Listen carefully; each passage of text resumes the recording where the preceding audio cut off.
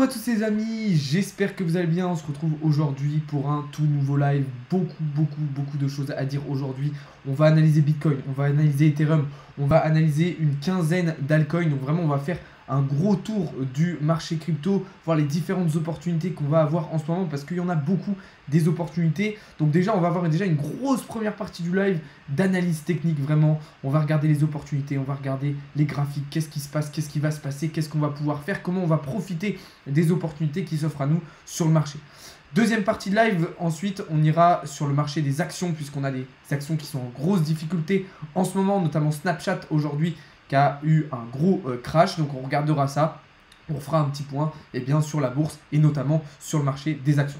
Troisième partie, on parlera des NFT qui sont en grosse vogue du côté des institutionnels, des entreprises, etc. en ce moment. Voilà, on fera un gros point sur les NFT qui ont la cote clairement en ce moment. Alors pas trop du côté des particuliers, mais on le verra plutôt du côté professionnel, du côté des entreprises. Et enfin, dans une dernière partie, on parlera un petit peu d'actualité. Comme d'habitude, n'hésitez pas à poser vos questions dans le chat. Vous le savez, entre chaque partie, je ferai une petite pause pour répondre justement à vos questions. Et si jamais vous ne pouvez pas, voir et regarder le live en intégralité, je vous invite à aller regarder la rediffusion que je vais vous mettre juste après sur la chaîne YouTube, comme d'habitude. Voilà, c'est parti. On va pouvoir commencer juste avant. Ceux qui sont sur le live TikTok, n'hésitez pas à liker le live un maximum en tapotant sur votre écran. Let's go, c'est parti. Un marché du coup dans le rouge aujourd'hui sur les crypto-monnaies avec un Bitcoin qui est repassé sous les 30 000 $ hier soir. Ça saigne dur, notamment du côté des altcoins où on a perdu entre moins 5 et moins 10% sur la journée. Donc on va voir un petit peu ce que ça veut dire, qu'est-ce que ça va engendrer, etc. Et surtout, qu'est-ce qu'on va pouvoir faire. Du côté de l'indice Fear and Greed, évidemment, on est toujours dans un niveau de peur extrême. Alors l'indice est remonté un petit peu, il n'est plus exactement à 10, vous voyez, il est désormais à 12, mais on est toujours dans un niveau de peur extrême, évidemment. Et ça s'explique aussi par la mauvaise clôture weekly qu'on a fait ce week-end. Donc tout ça, comme je vous le disais, ça dépend évidemment du comportement de Bitcoin. Bitcoin qui évoluait, vous le savez, au sein de ce triangle de compression en H4. On avait eu un léger rebond à court terme suite à la mauvaise clôture weekly de dimanche soir. Rebond qui a été de très courte durée puisqu'on a tout simplement fait un fake out pour réintégrer et même casser par le bas ce triangle. Alors ça, on l'avait prévu, on l'avait annoncé, je vous en avais parlé dans le live de hier soir, dans plusieurs analyses sur Twitter et sur TikTok. C'était assez prévisible que ce rebond allait être uniquement à court terme. Et c'est exactement ce qui s'est passé puisqu'on a désormais cassé ce triangle par le bas. Si vous voulez une analyse un petit peu plus complète, daily et weekly, je vous invite à aller voir les deux dernières vidéos sur YouTube parce que là, je ne vais pas revenir encore et me répéter sur ce qui s'est passé en weekly, en daily et ce que ça va engendrer. Mais globalement, on est baissier. Là, ce qu'on peut dire, c'est que du coup, suite à la cassure de ce triangle de compression, on est venu là valider un pullback sur ce triangle, ce qui devrait nous permettre logiquement de venir chercher des targets en direction du bas du pattern, donc en direction des 27 700 $ dans les prochains jours. Voilà le scénario que je privilégie pour Bitcoin. Maintenant, voilà, on sait, on est sur un marché qui est ultra volatile, où il y a beaucoup de pièges, donc attention d'ici ce soir, si on n'avait pas une bougie qui venait réintégrer tout simplement ce pattern. On voit qu'on a fait une bougie assez particulière cet après-midi, entre 14 et 18 h, avec des grosses mèches et un petit corps de bougie. Donc attention, mais le scénario à privilégier, c'est cette prise de position, donc avec un prix d'entrée actuellement, des targets en direction des 27 700 $ et un stop loss assez serré au niveau du plat CSB qui jaune, au niveau des 29 687 $. Ça nous permet d'avoir un ratio risque-récompense de 4,27 sur le trade, ce qui est vraiment pas mal du tout, c'est même parfait. Donc voilà un petit peu la première prise de position, la première opportunité qu'on va pouvoir saisir sur le marché. Évidemment, je précise que ce n'est pas du conseil en investissement, je vous partage là uniquement mon analyse, mon propre avis et la position que j'ai personnellement prise. Voilà un petit peu déjà une première position qui peut être intéressante. Du côté d'Ethereum, lui, Ethereum est toujours en train d'évoluer au sein de ce range en H4. Donc là, on va évidemment s'attendre à un gros mouvement assez prochainement sur Ethereum puisque la cassure va bien se faire à un moment donné. On va bien retrouver un élan haussier ou baissier. Et ça va dépendre en partie de ce que va nous faire Bitcoin. Alors moi, évidemment, étant donné que Bitcoin, je suis baissier, je suis aussi baissier sur Ethereum. Donc là, l'opportunité qu'il sera possible de saisir dans les prochains jours, ça sera si on confirme une cassure de ce range, et je vous dis bien d'attendre la confirmation de cassure, c'est ça de venir chercher ici en direction du support des 1700 $. En termes de stop loss, on va se mettre très très serré. On va utiliser la zone de support sur laquelle d'ailleurs on est actuellement, hein, au niveau des 1956 $. Et voilà. Alors la target, pardon, je me suis trompé, on va la placer plus basse, au niveau des 1728 $, pour pouvoir avoir un ratio risque-récompense de 2,45, ce qui sera beaucoup plus intéressant. Voilà la situation sur Ethereum. Maintenant, attention, rien n'est sûr. Si jamais on a un retournement de situation sur le marché, alors il faudra potentiellement être capable de s'adapter et d'aller chercher une position en longue si le marché était amené à évoluer dans l'autre sens. Voilà. Après, pour l'instant, on en est loin, mais voilà les deux opportunités qui seront à saisir en fonction d'où se fera la cassure. On va regarder désormais du côté d'Avax qui lui a donc très bien cassé son range d'hier en M15. Donc comme vous le savez, on évoluait au sein de ce range aussi sur Avax. Donc voilà, on a décidé de prendre une position à la cassure par le bas de ce range, qui nous a permis de venir chercher toutes les targets prévues.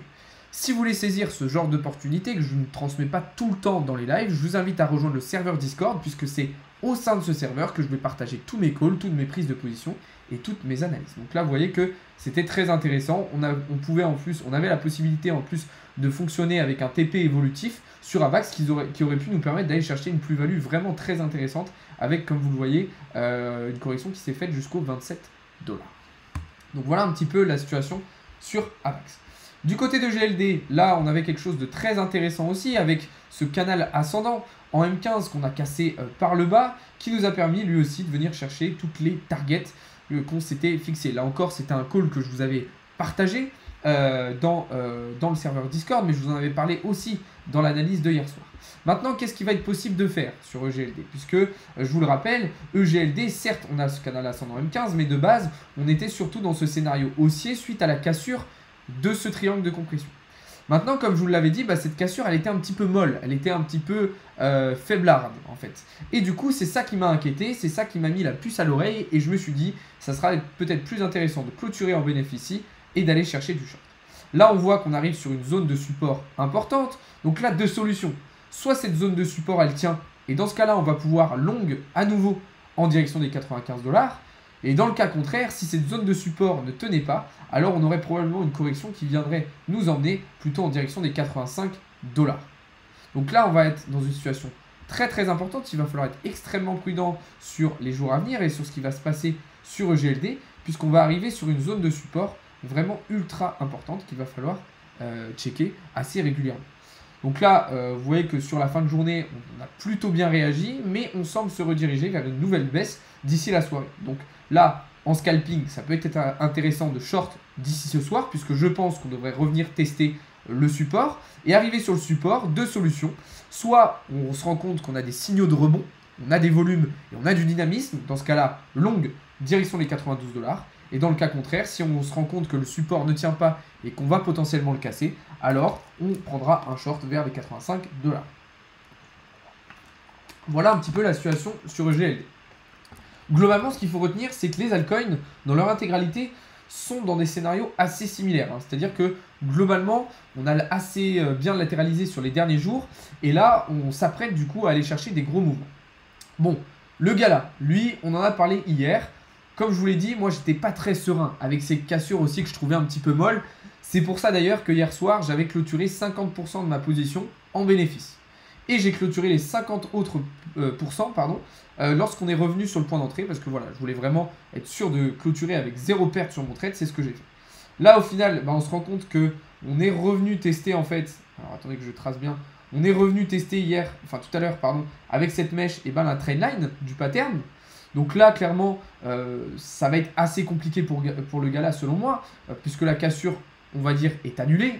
Vu là la situation, clairement, le scénario de cassure de ce pattern, il est annulé. Donc attention, là, je pense qu'on a de fortes chances de venir réintégrer le pattern. Maintenant, attention, il y a une autre chose. Alors, ça fait beaucoup de attention, mais il va y avoir une autre chose à surveiller, puisqu'on est tout de même ici sur une zone de support importante pour le Gala. Okay, on est dans cette zone de support. Donc là, comment va réagir le prix? Le problème, c'est qu'on est assez dépendant de ce que va nous faire Bitcoin. Et vous le savez, je suis baissier sur Bitcoin. Donc là, moi, je pense qu'on a de fortes chances, comme je vous disais, de réintégrer le pattern et donc de venir casser tout simplement ce support. Donc là, d'ici ce soir, ça pourrait être potentiellement intéressant de se positionner en short. Maintenant, attention, avant de se positionner, il va quand même falloir bien attendre des confirmations. Comme à chaque fois, hein, vous le savez, qu'on soit sur des patterns, des supports, etc. On veut à chaque fois attendre des confirmations pour prendre des positions. Puisque ça serait beaucoup trop dangereux, beaucoup trop téméraire de prendre une position actuellement alors qu'on n'a pas encore clôturé la bougie sur ce support. Mais voilà, d'ici ce soir, moi je suis plutôt dans l'optique d'un retour vers les 7 centimes avec une position du coup qui pourrait ressembler à quelque chose comme ça. Alors évidemment, le stop loss et le point d'entrée seront à ajuster en fonction de où se fera la cassure comme d'habitude. Mais globalement, on est sur du short sur le gala d'ici ce soir. Le sand, lui, eh bien, c'est terminé. Son scénario de cassure est annulé puisqu'on a réintégré le triangle. Donc là, on a clairement fait un fake out. L'objectif va donc être désormais de revenir travailler sur le bas, justement, de ce triangle. Donc, on peut short, clairement, on peut décider de short le sand en direction eh bien, des 1,18$ d'ici ce soir. Un stop loss assez serré. Moi, je vais utiliser pour le stop loss cette zone de support là au niveau des 1,30$ avec le plat du nuage et puis la Kijun aussi, ainsi qu'une zone sur laquelle on est venu rebondir pas mal de fois, hein, on le voit juste ici. Donc un stop loss que je vais positionner de cette manière et ce qui va me permettre d'avoir un ratio risque récompense de 2,66 sur mon trade, ce qui est vraiment pas mal du tout. Alors encore une fois, attention, faites bien attention avec vos mises, faites bien attention avec vos effets de levier, on est sur un marché volatile, un marché piège, il faut rester extrêmement prudent sur vos prises de position. Et je le rappelle, ce n'est pas du conseil en investissement. Du côté du Solana, lui, il a bien réussi à réintégrer son triangle de compression en H1. C'était fait une petite frayeur tout à l'heure au cours de l'après-midi en sortant. Donc là, fake out, réintégration. Attention, fake out, généralement, c'est un mouvement, un comportement de prix qui peut nous permettre d'aller chercher un comportement totalement inverse. Donc pourquoi pas, on pourrait pourquoi pas voir le Solana repartir vers les 53$ ce soir. Maintenant, le problème c'est qu'on va encore une fois être dépendant de Bitcoin. Donc si Bitcoin lui continue sa baisse comme on l'a prévu, comme on l'a annoncé, on devrait voir un Solana qui devrait prolonger en fait tout simplement cette tendance baissière. Et on pourrait apparenter ça seulement à un petit pullback de cette manière. Puisqu'en fait, je dis des bêtises parce que en fait, ma trendline était mal tracée et c'est pour ça que j'ai dit des bêtises. Donc là, en fait, on est tout simplement en train de venir valider un pullback. Donc là, on va avoir un point d'entrée ultra intéressant sur le Solana, puisqu'on va pouvoir se positionner sur ce pullback. L'objectif va être de revenir tester, chercher le bas du pattern, ici avec les précédents plus bas, donc en direction des 46$. Et en termes de stop loss, ben, personnellement, je vais utiliser ici cette zone de support avec le plat du nuage, donc au niveau des 51,68$. Ça me permet d'avoir un ratio risque récompense de 2,38 sur mon trade, ce qui est très intéressant. Là, vous voyez, je vous ai dit une petite erreur en début d'analyse sur le Solana, puisque ma trendline était mal tracée, enfin, elle avait bougé un petit peu, et du coup, mon analyse était faussée. Heureusement, je m'en suis rendu compte, je l'ai rectifié, et du coup, ça me permet de prendre une position ultra intéressante. Donc voilà un petit peu ce à quoi on peut s'attendre sur le Solana d'ici ce soir. Du côté du CAZ, lui le CAZ, eh bien, on est déjà rentré en position tout à l'heure puisqu'on a d'ores et déjà cassé ce pattern ascendant par le bas. Donc là l'objectif, même chose, ça va être de revenir tester le bas du pattern en direction des 10 centimes.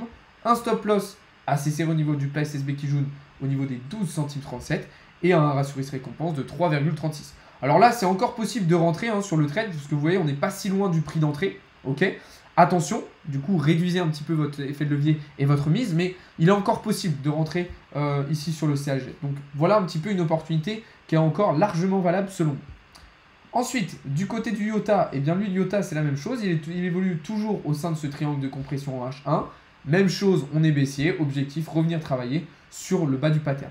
Là, moi, j'ai pas pris position personnellement sur l'IOTA. Pourquoi? Parce que je considère que les bénéfices sont assez peu intéressants et du coup ça serait un petit peu trop risqué selon moi de rentrer en position. Je sais, je vais très vite, j'enchaîne, mais vous inquiétez pas, si jamais ça va un petit peu trop vite, juste après je vais vous mettre la rediffusion sur la chaîne YouTube, la rediffusion du live sur la chaîne YouTube. Donc dans tous les cas, vous pourrez retrouver toutes ces analyses pour essayer de les comprendre, pour les retravailler ou pourquoi pas pour les copier. Ensuite, du côté de l'ENJ, alors là une situation un petit peu différente sur l'ENJ en H1 puisque vous le voyez, on évolue au sein de ce range. Alors, gros range entre les 65 centimes, on va dire, et les 76 centimes. On voit que tout à l'heure, on est venu tester le bas de ce range, justement, cette zone de support sur laquelle on a rebondi. Maintenant, vous le savez, on est baissier sur l'ensemble du marché, donc l'objectif va être de revenir travailler ce support et de surveiller, eh bien, est-ce qu'on va le toucher, est-ce qu'on va le casser, est-ce qu'on va rebondir dessus. Là encore, pas de position personnellement parce que je considère que les bénéfices sont trop peu intéressants pour me positionner. Donc je préfère surveiller et plutôt attendre eh bien, une potentielle cassure de ce support pour rentrer en short. Mais ça, de toute façon, vous inquiétez pas, je vous tiendrai au courant sur Discord, sur Twitter et même sur TikTok demain matin, au cas où la position devient intéressante à prendre. AVE, lui, de son côté, performe beaucoup mieux que l'ensemble du marché aujourd'hui. Alors, vous le savez, AVE évolue très bien au sein de ce pattern ascendant depuis un petit moment, qui s'apparente d'ailleurs à un Rising Wedge. Rising Wedge, je le rappelle, c'est un pattern de retournement de tendance qui généralement donc, vient casser par le bas. Mais sauf que là, on a quelque chose d'intéressant sur AVE, puisque cette belle évolution eh bien, permet justement à AVE de réintégrer une zone, la zone tout simplement, enfin une zone, un pattern, c'est son pattern daily, qui est un gros pattern descendant, qui est un gros falling wedge en fait tout simplement. Donc là c'est plutôt intéressant, la clôture daily de ce soir va être très importante sur un AVE, puisque si on clôture bien ce soir, potentiellement on pourrait espérer dans les jours à venir revenir chercher le haut du pattern. Alors évidemment, on va être encore une fois dépendant de l'ensemble du marché, dépendant de Bitcoin, etc. Mais c'est quand même assez intéressant de voir cette belle performance d'AVE aujourd'hui qui réintègre pour le moment eh bien, son pattern daily. Alors attention, puisque là il faut quand même prendre en compte qu'en H1, donc à plus court terme, on est quand même sur un pattern de retournement de tendance baissier. Donc attention, la clôture daily de ce soir va être très importante pour AVE. Elle pourrait être très intéressante pour la suite si on la clôture au sein du pattern. Donc en soi, il faudrait clôturer en gros au-dessus des 100 $. Okay, au-dessus des 100 $, on pourra considérer qu'on aura une belle clôture daily ce soir sur AVE.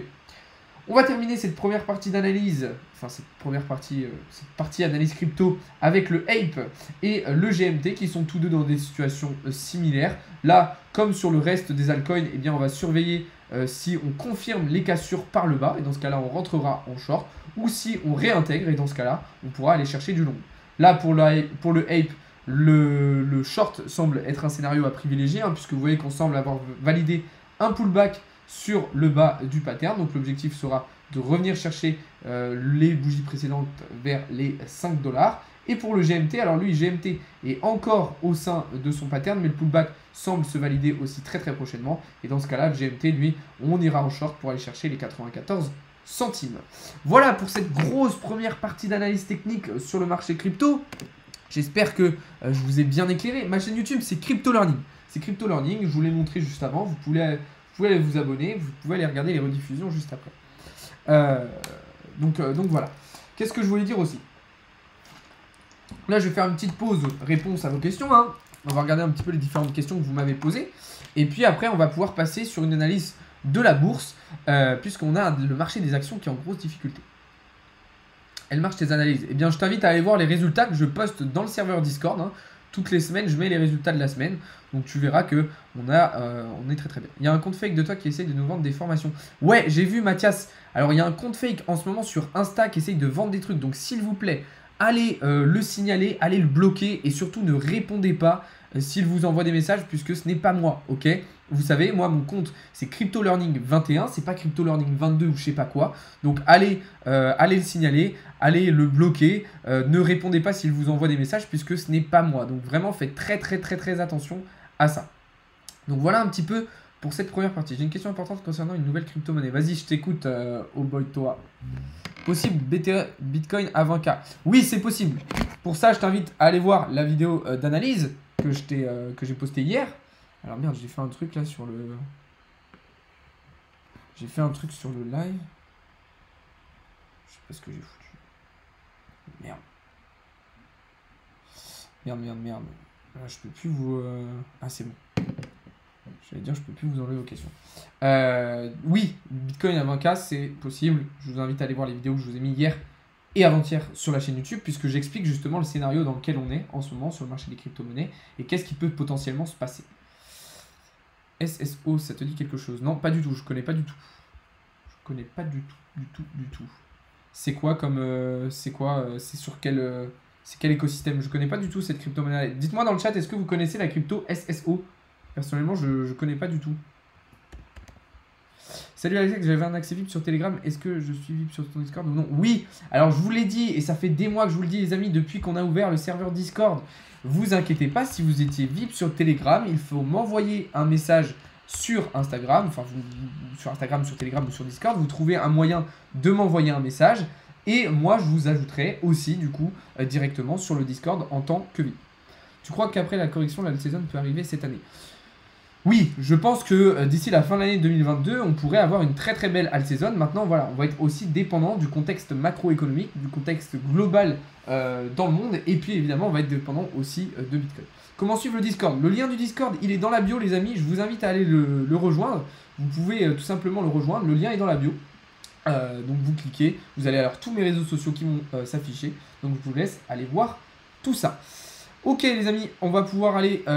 Salut, c'est Vico, je t'ai envoyé un message, tu m'as dit que tu allais me mettre dans le vide, mais tu as oublié je crois. Ah ouais, excuse-moi Vico, j'ai totalement zappé, je vais faire ça juste après le live. Excuse-moi, j'ai complètement zappé, mais t'inquiète pas, je vais faire ça juste après. Ok les amis, as-tu des vidéos explicatives sur la façon dont tu détermines tes patterns de risk management? Oui, tout à fait. J'ai fait plusieurs vidéos d'analyse technique où je vous montre comment j'analyse. Je vous invite à regarder mes lives aussi un petit peu pour comprendre. Mais il y a notamment une vidéo qui est sortie, alors je crois qu'elle est sortie la semaine dernière. Voilà, il y a 8 jours, je vous ai fait une vidéo cours d'analyse technique en direct. Ok, c'est une rediffusion de live, vous pouvez aller la voir. Elle est sortie il y a 8 jours où je vous montre tout ça. Donc je vous laisse aller voir tout ça. De toute façon, un conseil que je peux vous donner, c'est vraiment de me suivre sur tous les réseaux, d'aller checker un petit peu mes différents réseaux, puisque je poste beaucoup de choses un petit peu partout. Donc n'hésitez pas à aller checker tout ça. Ok les amis, on va pouvoir passer désormais à la deuxième partie du live, où cette fois-ci on va se concentrer sur le marché des actions, qui est en grosse difficulté en ce moment, et notamment Snapchat aujourd'hui qui a perdu beaucoup de valeur.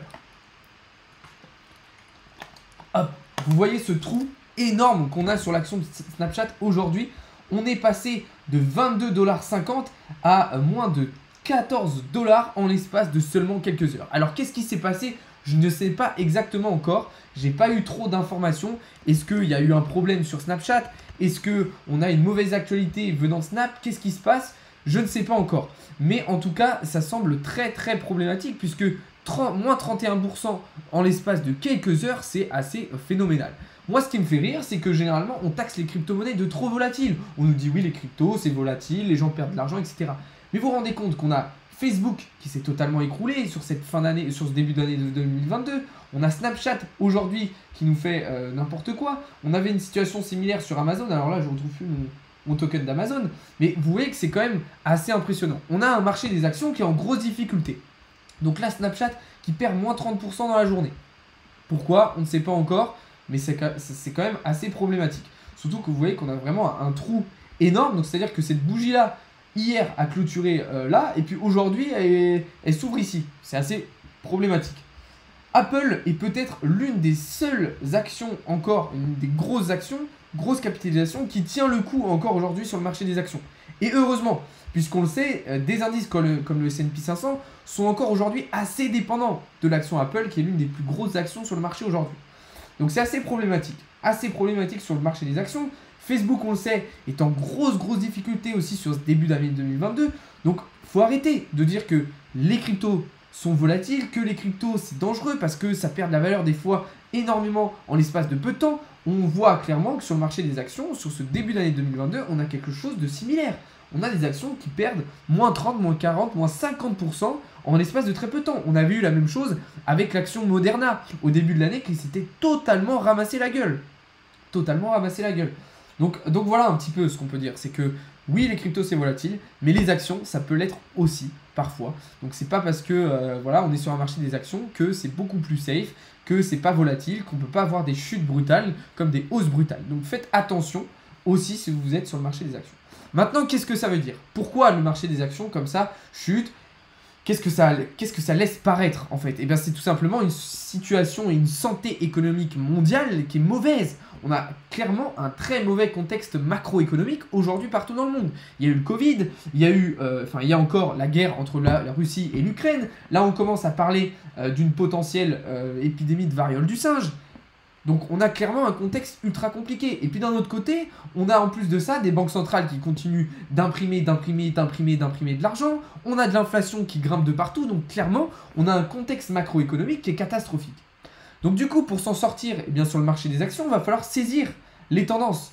Saisir les tendances, comment? Eh bien par exemple avec Pfizer. Pfizer, on le sait, voilà, épidémie de variole du singe. Pfizer va probablement revendre du coup pas mal de vaccins puisque les pays vont être obligés eh bien, de refaire leur stock de vaccins. Là en plus, on voit que graphiquement, on est dans une situation intéressante. Donc là, prise de position plutôt pas mal à prendre sur Pfizer. Tout simplement. Mais attention, le marché des actions est de plus en plus compliqué. Moi, personnellement, j'ai arrêté de faire du DCA sur des actions depuis fin 2021, puisque je considère qu'on va probablement rentrer dans une période de répression.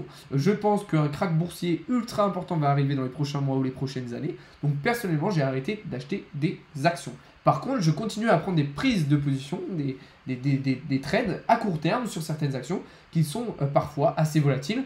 On voit Pfizer plutôt intéressant sur les derniers jours, qui a clôturé la semaine dernière au niveau des 50$, qui est déjà à 53 et qui se dirige tout droit vers les 60$. Donc là, on a quelque chose de très intéressant. Mais voilà un petit peu le comportement qu'on va pouvoir adopter. Juste pour terminer sur la partie bourse, vous le savez, on s'apprête à faire une mauvaise clôture monthly sur le cours du dollar. Alors sur l'indice du dollar, puisque vous voyez que là on est sur un indice devise dollar et pas sur le cours en lui-même du dollar. Mais une clôture monthly dans le rouge qui pourrait donc nous annoncer un rejet sur le haut de ce range et qui pourrait donc nous ramener sur le bas en direction des 89$. Donc là il y aura potentiellement une prise de position assez intéressante sur cet indice de la devise dollar en monthly. Donc voilà un petit peu la situation et cette première partie, cette deuxième partie de live du coup qu'on pouvait faire sur la bourse, sur le marché des actions, qui est en assez grosse difficulté en ce moment. Pfizer va se péter la gueule. Alors moi je suis pas d'accord, clairement je pense que Pfizer va bien grimper. Là Pfizer a bien rebondi sur un support, il a cassé une trendline, il est en train de casser le nuage d'Ishimoku. En plus on a l'épidémie de variole, ce qui va faire que Pfizer va relancer énormément ses ventes de vaccins. Donc je pense que l'action de Pfizer peut aller chercher des targets très intéressants dans les jours à venir. Le VIP sert à quoi exactement? Alors, sur Discord, vous avez deux types de VIP. Vous avez un crypto VIP qui va vous permettre d'avoir accès, 1, à toutes mes prises de position ainsi qu'à toutes mes analyses. 2, à un groupe de discussion avec d'autres traders, d'autres membres du crypto VIP. Et 3, à un channel vocal scalping dans lequel on va faire des live scalping régulièrement pour prendre des positions directement avec vous. Dans une autre partie, vous avez une autre offre qui est une offre premium où là, vous allez avoir accès à un channel bourse, un channel immobilier, un channel ICO, un channel NFT, un channel minage, bref, tout l'écosystème crypto. Vous allez avoir même un channel fiscalité, donc vraiment, vous avez deux offres différentes. De toute façon, ces offres, vous pouvez les retrouver sur le serveur Discord. Vous verrez un petit peu celle qui vous correspond le mieux. J'utilise TradingView pour mes graphiques, pour faire mes analyses, etc. Non, je ne connais pas le projet Firo. Ok, du coup là désormais on va pouvoir passer dans cette troisième partie de live dans laquelle on va parler des NFT. Oui, les NFT globalement, vous le savez, sont en difficulté en ce moment. C'est-à-dire que les gens se désintéressent des NFT, il y a beaucoup moins de volume de transactions sur les projets NFT, mais ce n'est pas le cas pour tout le monde. Oui, les particuliers, oui, les personnes lambda se désintéressent des NFT, mais les institutionnels et les entreprises, eux, ils continuent d'investir en masse dedans, et c'est ce qu'on va voir dans cette troisième partie de live immédiatement. Première actualité, c'est eBay qui se lance dans les NFT. Alors vous le savez, il y a déjà de nombreuses entreprises qui se sont lancées dans les NFT, de nombreuses institutions. Là on a eBay, une grosse plateforme d'échange qui va lancer une première collection de NFT en hommage à un joueur de hockey sur glace. Alors Wayne Gretzky, personnellement je ne connais pas le hockey donc je ne connais pas ce joueur, mais collection NFT. Ok, donc là on a clairement une grosse entreprise internationale qui sort sa collection de NFT. Pas anodin, on a clairement la volonté de la part de cette entreprise de s'inscrire dans le Web3. Il y aura potentiellement l'arrivée d'une entrée dans le métaverse dans les semaines à venir, ça ne serait pas du tout étonnant. Donc déjà une première actualité intéressante. Ensuite, on a la même chose venant du monde du sport, puisqu'on a la Ligue nationale de rugby en France qui va lancer des lots de NFT. On le sait, le sport est un vecteur de développement pour les crypto-monnaies et les NFT absolument extraordinaire. Et on en a un nouvel exemple. On le sait, le sport et les cryptos, ça fait très très bon ménage.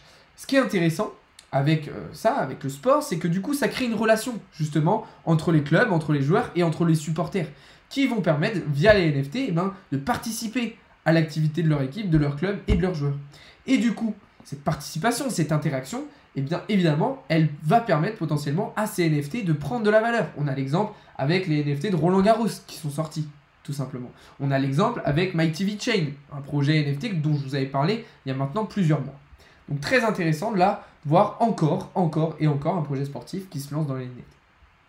On a en plus de ça, maintenant un joueur de basket, Magic Johnson qui va lancer sa collection de NFT. On avait l'exemple de Sébastien Loeb au rallye la semaine dernière qui lui aussi lançait une collection. Donc vous voyez que tout le monde s'intéresse aux NFT. C'est en train de se démocratiser à vitesse grand V et même beaucoup plus rapidement que les cryptos, j'en ai l'impression. Donc clairement, il faut comprendre que les NFT, oui, il y a beaucoup de projets qui sont totalement bullshit. Et celui de Magic Johnson, c'est probablement de la merde. Mais ce qu'il faut comprendre, c'est que c'est quand même représentatif d'un développement, d'une adoption et d'une démocratisation de cette nouvelle technologie à l'ensemble de la population. Et c'est pas anodin, c'est pas anodin. Rappelez-vous comment a commencé Internet. Internet, c'était la même chose. Au début, on avait une démocratisation qui se faisait par des petits projets comme ça à droite à gauche, qui n'étaient pas forcément tout le temps ultra intéressants, ultra performants, mais qui a permis une démocratisation totale d'Internet partout dans le monde.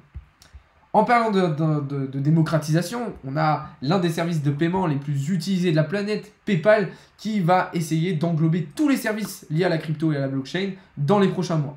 Donc on le sait, PayPal c'est une entreprise qui est clairement crypto-friendly depuis plusieurs mois.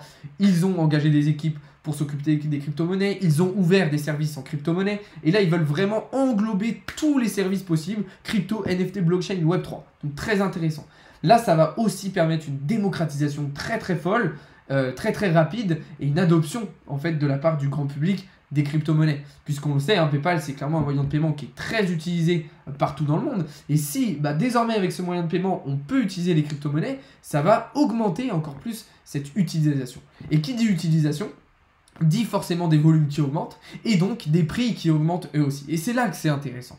C'est là que c'est intéressant parce que c'est vrai que pour l'instant, l'impact de cette démocratisation qui est en train de se faire en ce moment, on ne la ressent pas encore sur le marché parce qu'il y a d'autres choses qui rentrent en compte. Mais ce qu'il faut comprendre, c'est que toutes ces actualités vont être extrêmement porteuses du marché quand ce dernier va se relancer.